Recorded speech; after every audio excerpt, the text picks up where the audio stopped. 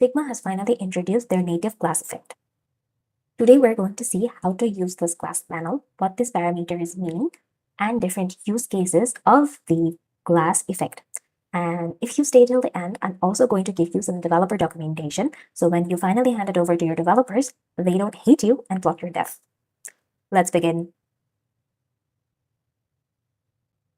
We can apply the glass effect from the effects panel down here, and if we click on it, we will see that first of all, there's a light source. Suppose if we put the light source down here in 135 degrees, the light will be in this way in 135 degrees, like we see in our figure. Now, a little tip is that if we hold down shift and if we move this along, if we turn this, it will move or it will turn in exactly 45 degrees. This is the intensity. If we decrease this, we will see that the light is decreasing, and if we increase it, we'll see that the light is increasing. Next is the refraction parameter. So what does this do? What it does is that it interacts with the elements below. If we decrease it, we will see that there's not much change. But if we keep on increasing it, we will see that it is interacting with the background element more and more. Next, we have depth.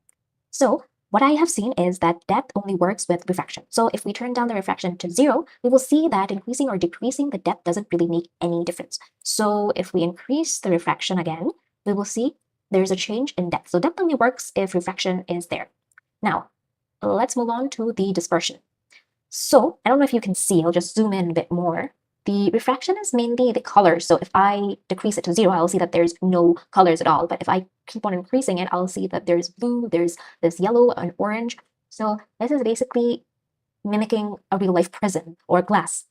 And you'll normally get to see this when you have a white background, because so when you have these colorful backgrounds, that refraction parameter won't work.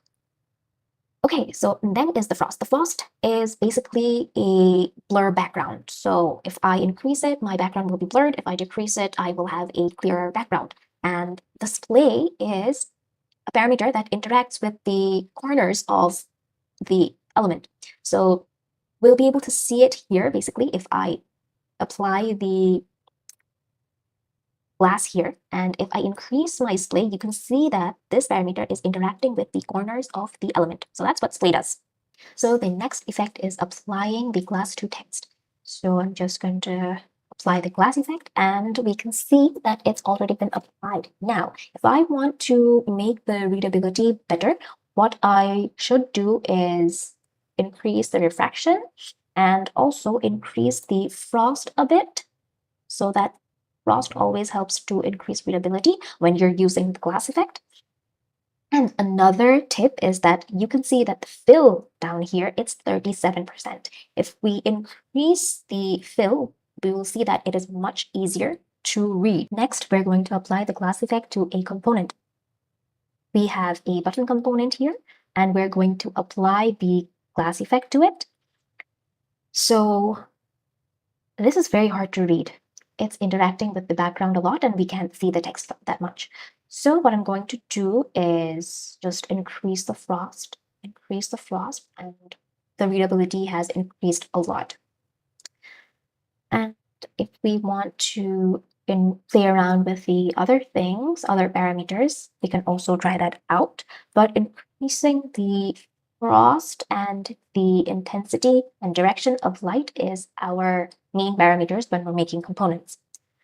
Now, another cool way to use this glass effect is on top of a single shape. So here I have this circle, and if I use another circle on top of this, which has the glass effect applied to it, I will get this really cool stained glass effect. So if I apply this glass effect to a rectangle and repeat it in a tile over an image, I'll get this really cool stained glass retro vibe, which I can use in my designs. Now, if you want to hand it over to your developer, what you can do is show them this developer documentation. I will be leaving a link to this in the description. You can give them this. I think this will help them understand how to develop these glass components. Now, if you thought this video was helpful, then please do like and subscribe, since I'm a small channel and any kind of interaction means the world to me. Thank you. I'll see you again.